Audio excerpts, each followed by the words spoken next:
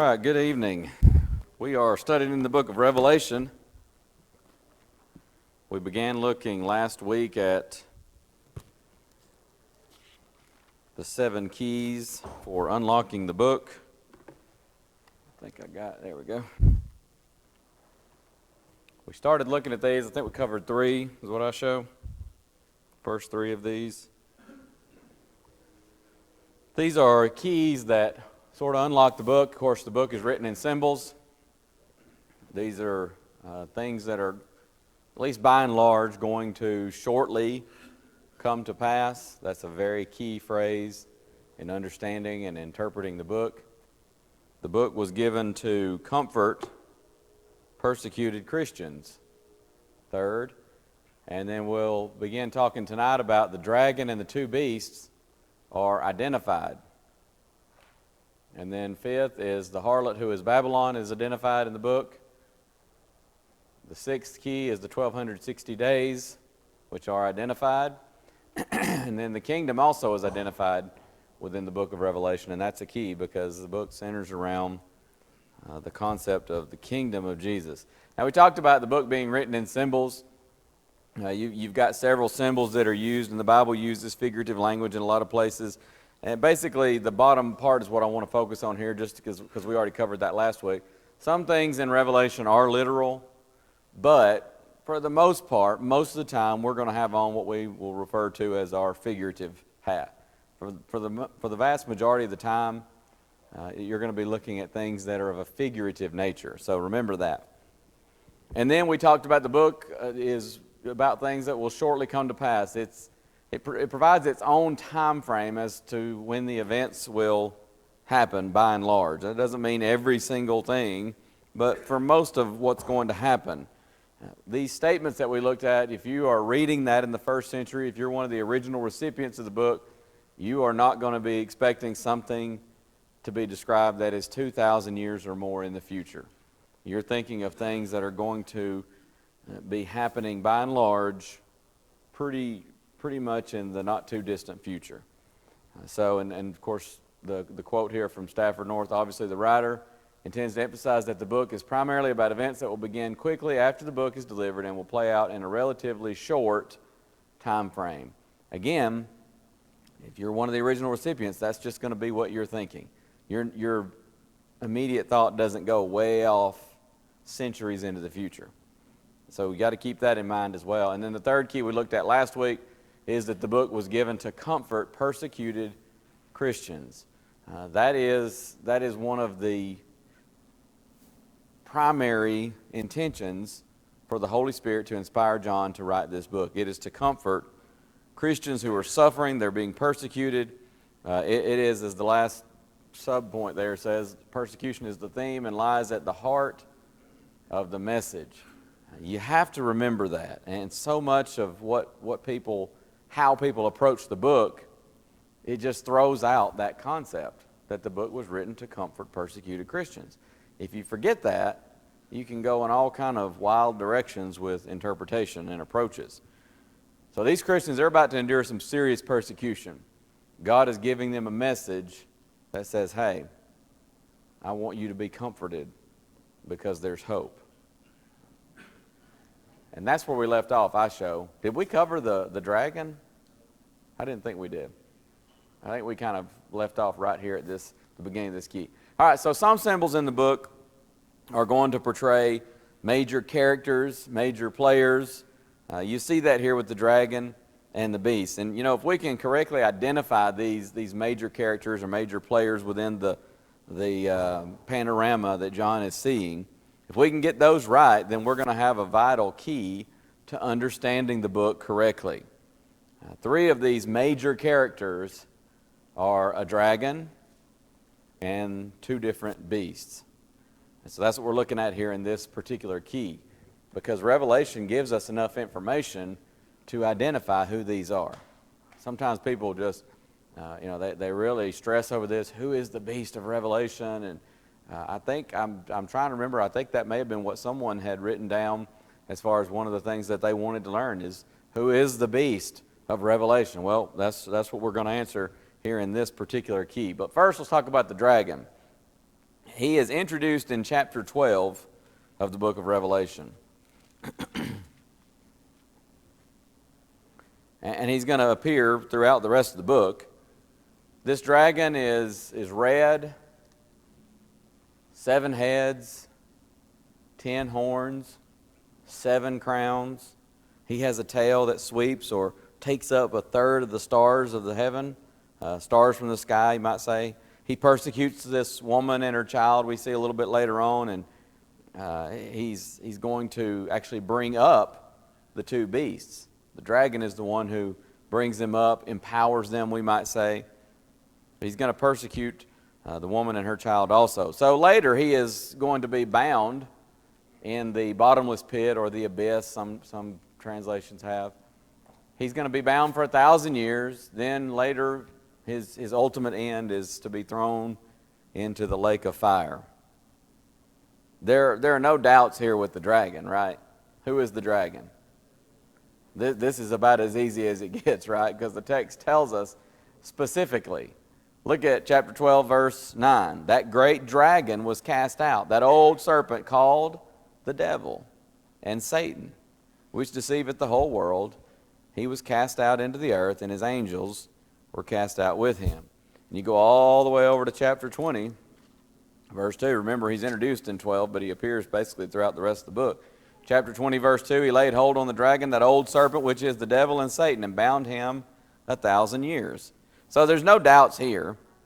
The dragon is Satan. So you can make a note in your Bible or in your notes, wherever you want to make that, or if nothing else, a mental note. But make a note, says dragon, means Satan, or it means the devil. Remember the illustration of the man with the arm over arm says one thing, means something else. That's figurative language. We talked about this in the form of just, even every language has them. Idioms, we sometimes call them. It's where you're saying one thing, but you mean something completely different. Boy, it's raining cats and dogs. Well, nobody means it is physically, literally raining cats and dogs. That's just a way of saying it's raining really, really hard. And so you say one thing, you mean another. So here, you're saying, the text says dragon, it means Satan. That's the easy one. I'm going to show you some images here. These are from a lady named Pat Marvenko Smith. There's a website, revelationillustrated.com. Bob has actually corresponded with her some. She painted these, right, originally? These are originally paintings, and very interesting artwork. You'll see some of these from time to time as we go through this study, as I can incorporate them. So this is her rendering of the dragon. You see the 7 heads and all that in there. He's attempting to persecute the woman as she's giving birth. Out here in this one on the bottom right is, I believe, meant to be the 7 hills. We'll talk about that a little bit more in just a minute. And there he is being cast into the lake of fire. But kind of an artist rendering of the dragon. These Bob's been gracious enough to share these with me, and she's been gracious enough to allow them, as long as we put the information there and the copyright, and I wanted to give you that anyways, because you may want to go explore some of those others. But sometimes I struggle to picture some of these things. I was telling Brother Hooper just a little while ago that we were talking, and I'm not very good at that. Some people are better at it than others. I had a classmate in preaching school who was a tremendous artist. And sometimes we would be maybe in the book of Ezekiel, and Ezekiel has this vision there in chapter 1, and I'm trying to picture that, and I just could not picture it. And so finally I just said to him one day, could you sketch that out for me? And he said, you just want me to draw? And I said, read chapter 1, that vision. I want a sketch of that. I can't picture what he's describing. And you're a tremendous artist. Well, sure enough, he could draw it. He drew an amazing image when we were in class one day of the image in Daniel chapter 2. Did just a little quick sketch of it during class when Brother Cates is lecturing about that image. It was amazing. So anyways, I'm not good at that, so I like something like that. It helps me. Tim, were you going to say something? Is there any significance whenever it says the dragon, that old serpent, which is the devil and Satan? Most people would consider the devil and Satan as one.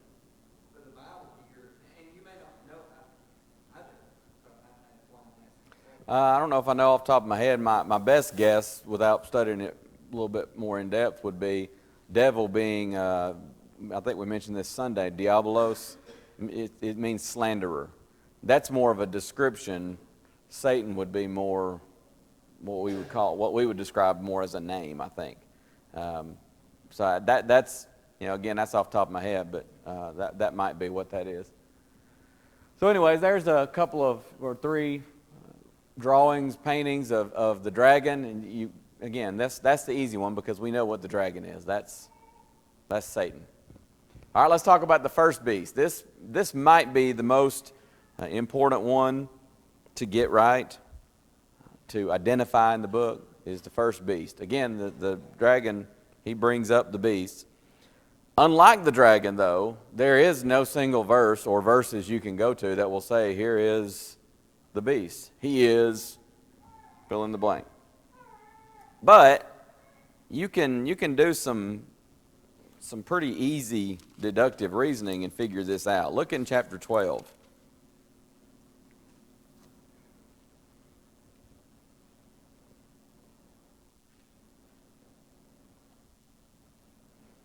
That ain't right. Oh, no. I was looking at the wrong verse. Well, I have 12:17, but it says the dragon was wroth with the woman and went to make war with the remnant of her seed, which keep the commandments of God and have the testimony of Jesus Christ. Going into chapter 13, you see this beast rise up out of the sea, having 7 heads, 10 horns, and so on. I guess connecting that, I guess that's what I was thinking there with 12:17. But 13:1 and 2, he just begins to describe this beast. Upon his heads, the names of blasphemy there at the end of verse 1. The beast which I saw was likened to a leopard, and his feet were as the feet of a bear, and his mouth as the mouth of a lion. And the dragon gave him his power and his seat and great authority. And then you even drop down just a little bit further to verse 4. They worshiped the dragon which gave power unto the beast. And they worshiped the beast, saying, who is like unto the beast? Who is able to make war with him? It was given unto him, verse 7, to make war with the saints and to overcome them. And power was given him over all kindreds and tongues and nations. So we know from these verses that this beast is a major persecutor of Christians. He's a persecuting force of some kind. He's also very reminiscent of what else? Does this remind you of anything? Anything come to mind?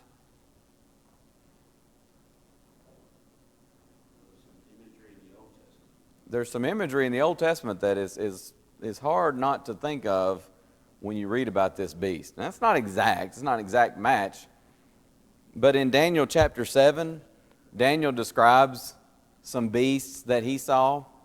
One of them was a bear. And we studied Daniel. It's been a little while. It's probably been a year or two, maybe more than that. Sometimes time passes a little more quickly than we realize. But it hasn't been that long ago.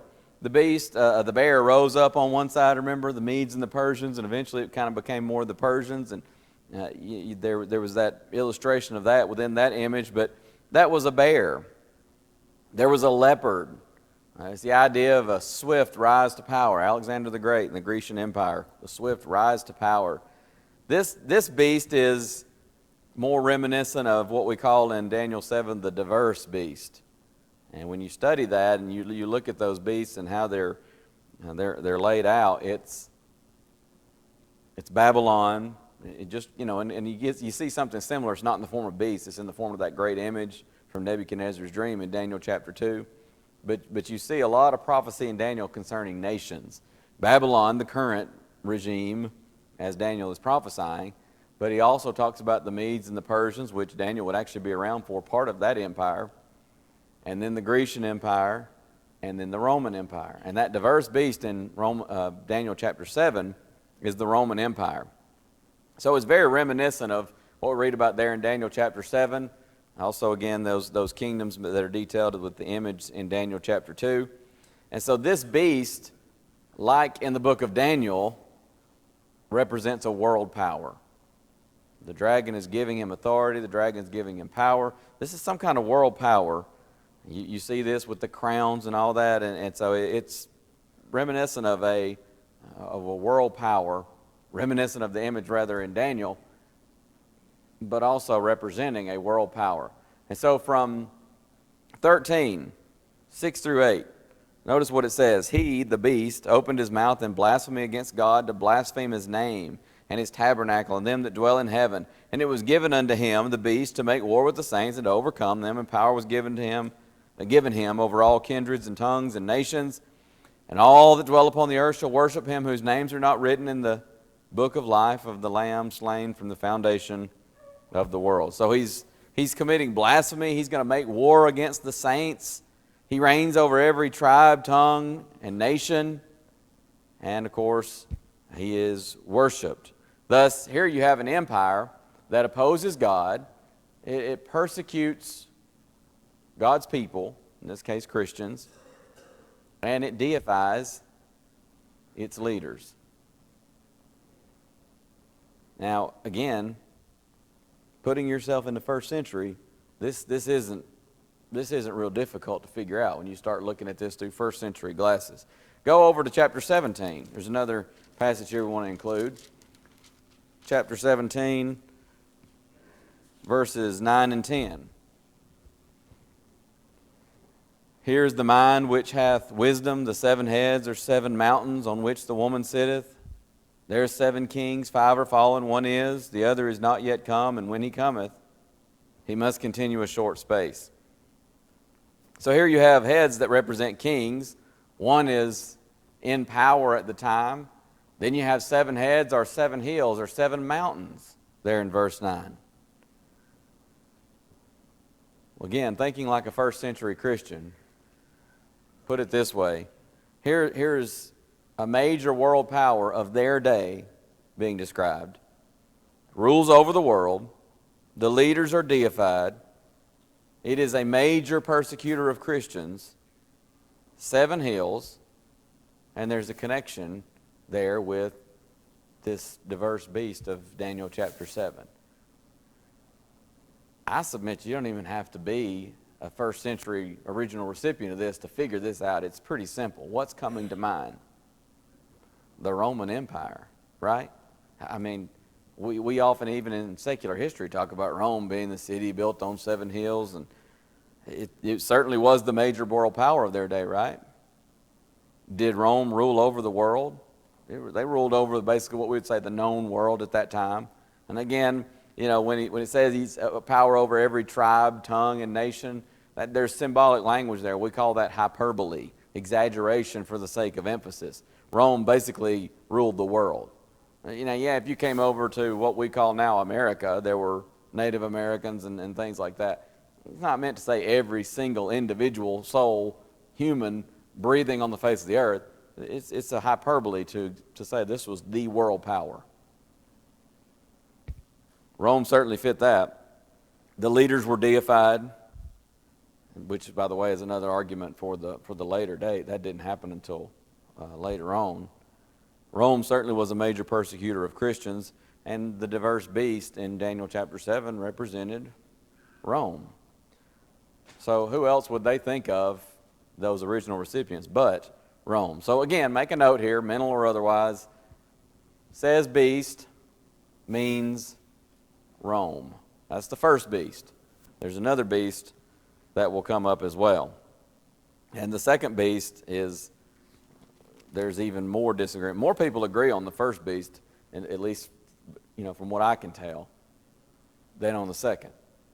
There's some, the future approach is way off on the first beast, but the future approach is way off on just about everything with the book of Revelation. I mean, let's just face it. But the second beast, you get a lot of different ideas. If you go to chapter 13, verses 11 and following, you get a little bit of information about this second beast here. He says, "And I beheld another beast coming up out of the earth, and he had 2 horns like a lamb, and he spake as a dragon." Looks like a lamb, speaks like a dragon, right? He exerciseth all the power of the first beast before him, and causeth the earth and them which dwell therein to worship the first beast, whose deadly wound was healed. And he doeth great wonders, so that he maketh fire come down from heaven on the earth in the sight of man, and deceiveth them that dwell on the earth by the means of those miracles which he had power to do in the sight of the beast, saying to them that dwell on the earth that they should make an image to the beast which had the wound by a sword and did live. Well, he's doing these miracles, but we're told here that he's deceiving people. So he's tricking people into believing that he's doing these things. He had the power to give life unto the image of the beast, that the image of the beast should both speak and cause that as many as would not worship the image of the beast should be killed. And he causeth all, both small and great, rich and poor, free and bond, to receive a mark in their right hand or in their foreheads, and that no man might buy or sell save he that had the mark, or the name of the beast, or the number of his name. Here is wisdom. Let him that hath understanding count the number of the beast, for it is the number of a man, and his number is 666.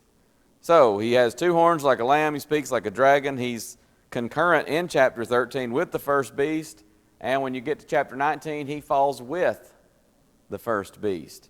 So, to me, that's very important. He exercises the authority of the first beast, and he's also in the presence there of the first beast. It's very important to understand that these two beasts, they exist, they rise, they exist, and they work together, and they fall together. There is a connection there. And I think that's important because, again, there's a lot of difference of opinion as to who the second beast is or what the second beast is. And I think sometimes what people, when they come to a conclusion, I've done it before, you forget that these two rise together, they fall together, they exist together, they work together, they go together.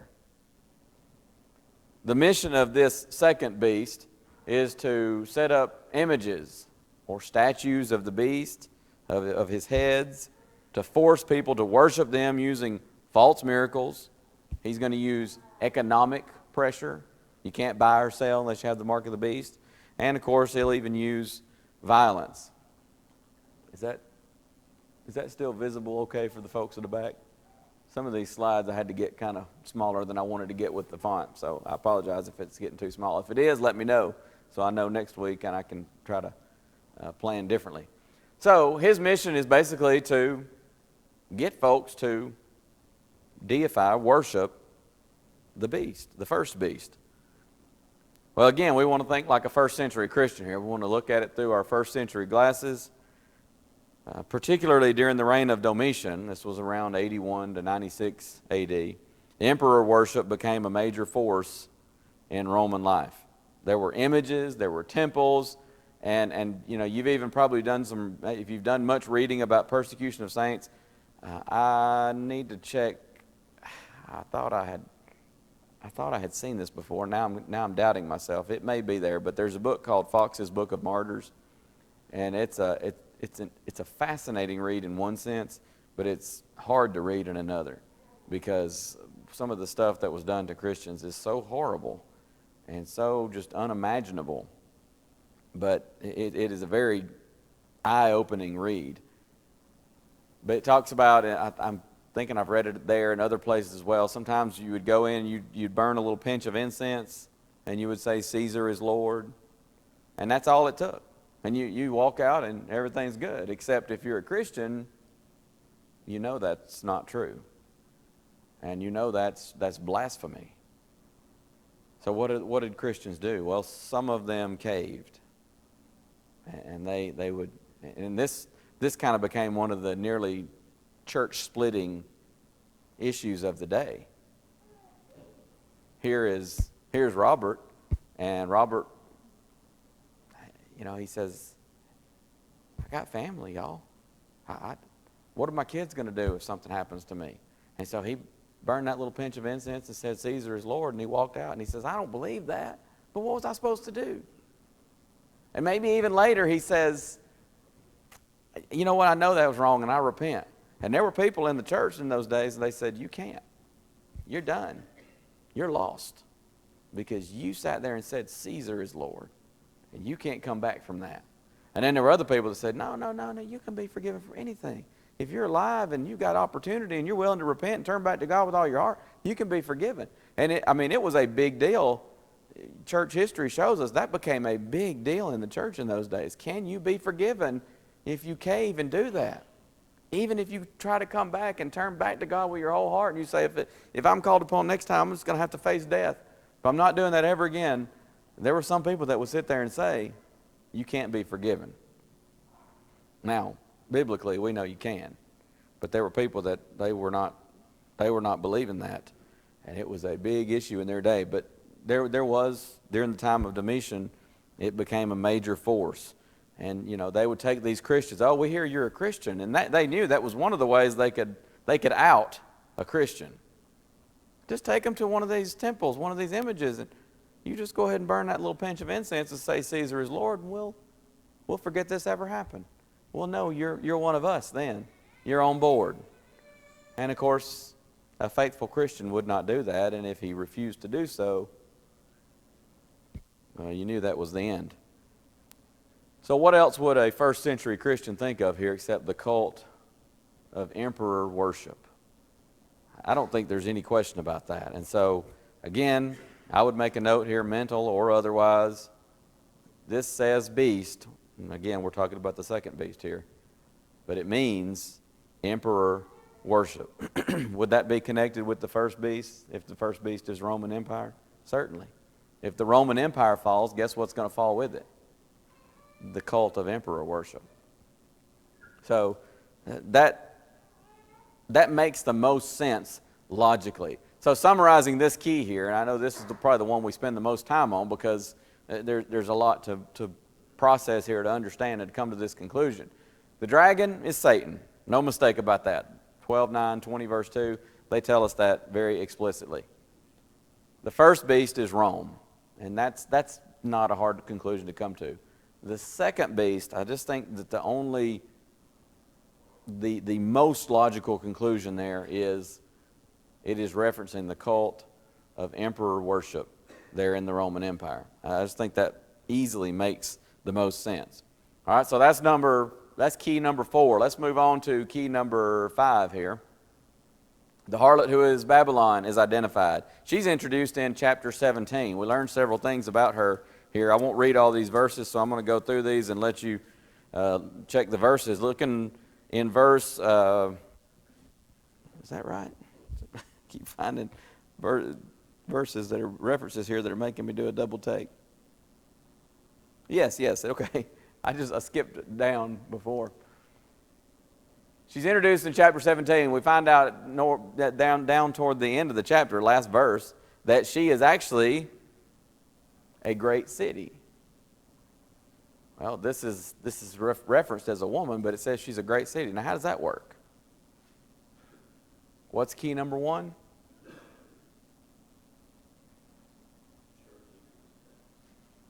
That's key number 2. What's key number 1? Symbolic. This is not a literal woman. This is meant to represent a great city. So we find out she's a great city.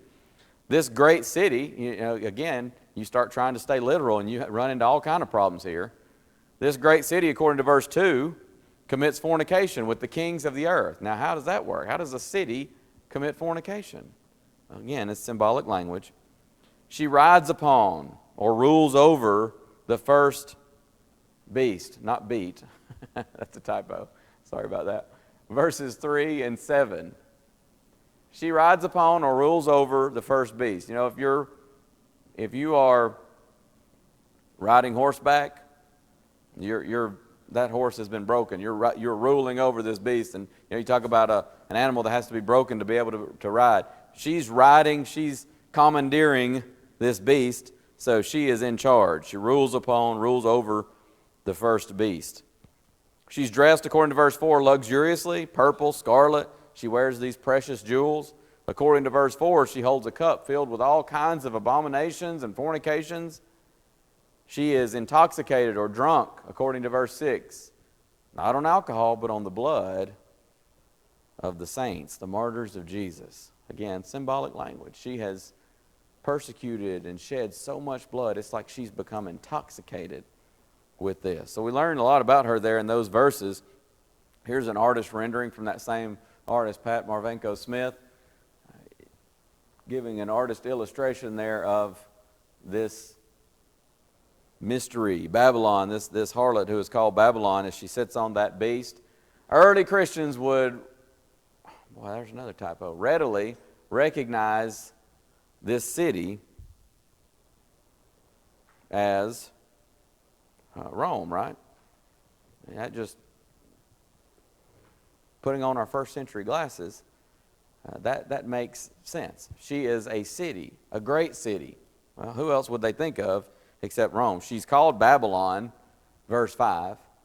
This is another, Babylon being another capital city of another great world empire. And oh, by the way, that world empire also happened to persecute, mightily persecute, the people of God. And so the harlot, who is Babylon, the mother of harlots, is the city of Rome. So this one again does not take a lot of study to figure that out. This, especially when it's identified as a great city, persecuting God's people, makes sense. So the harlot who is Babylon, again, you may want to make a note. The harlot who is Babylon is the city of Rome. The first beast is the Roman Empire. Here you have the city, the capital city, Rome, directing the Roman Empire. Well, it was the capital, right? So that makes sense. Key number, 6, right? I think it's 6. I'm losing count. Key number next, we'll just say that. The 1260 days are identified. We need to identify the 1260 days. They're mentioned 5 times in chapters 11 through 13.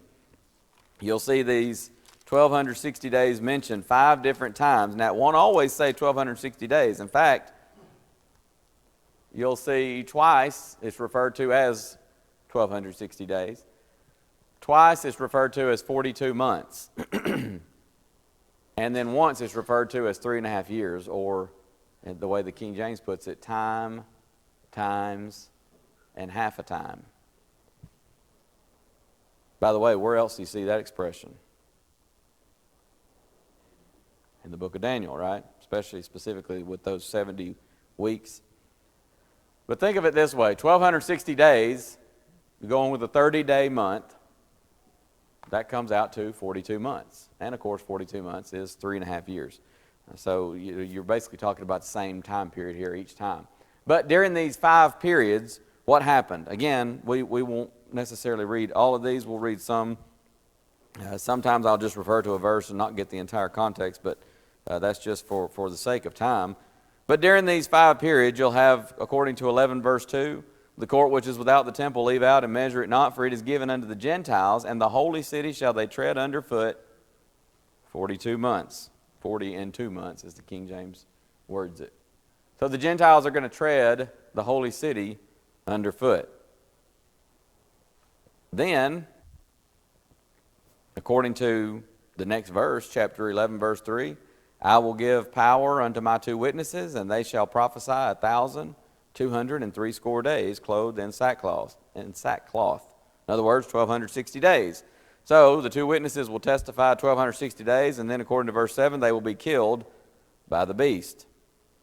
Number 3, during these 5 periods, there's this woman who is precious to God, and she will be protected. Look at chapter 12, verse 6. The woman fled into the wilderness where she had the place prepared of God, that they should feed her there 1,260 days. So she'll be protected by God for 1,260 days, according to 12, verse 6. You drop down to 12, verse 14. To the woman were given 2 wings of a great eagle, that she might fly into the wilderness, into her place, where she is nourished for a time and times and half a time from the face of the serpent. So she's also, during one of these periods, assisted by God for a time, times, and half a time. And also during these periods, the beast will make war with the saints for 42 months, according to chapter 13, verses 4 through 7. It's particularly verse, 5. There was given unto him a mouth speaking great things and blasphemies, and power was given unto him to continue 40 and 2 months. So the beast is going to make war with the saints 42 months. So what do these what do these time periods have in common? What's common to each one?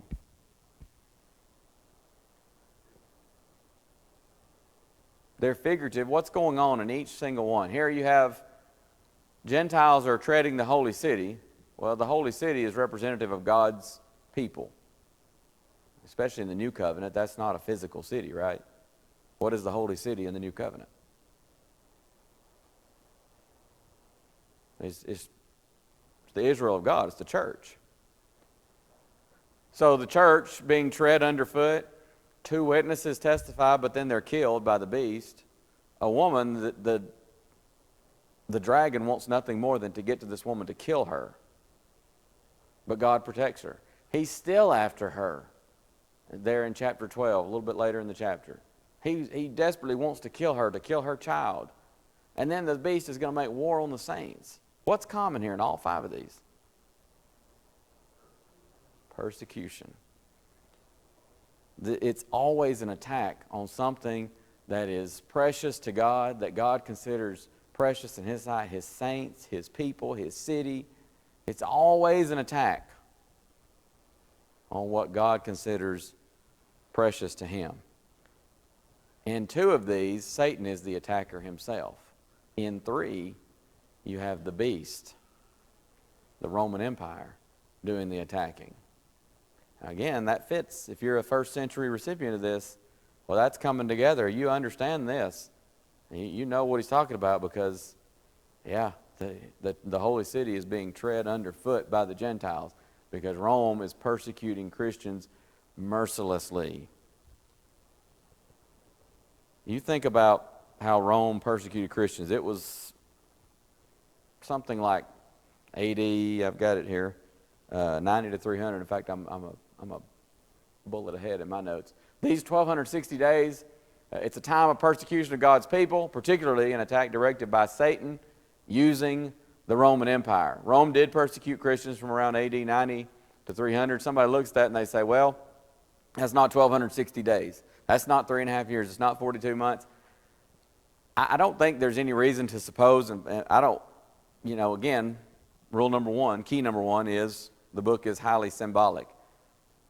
In a highly figurative book, there's nothing here that demands or really even indicates that we need to take those numbers literally.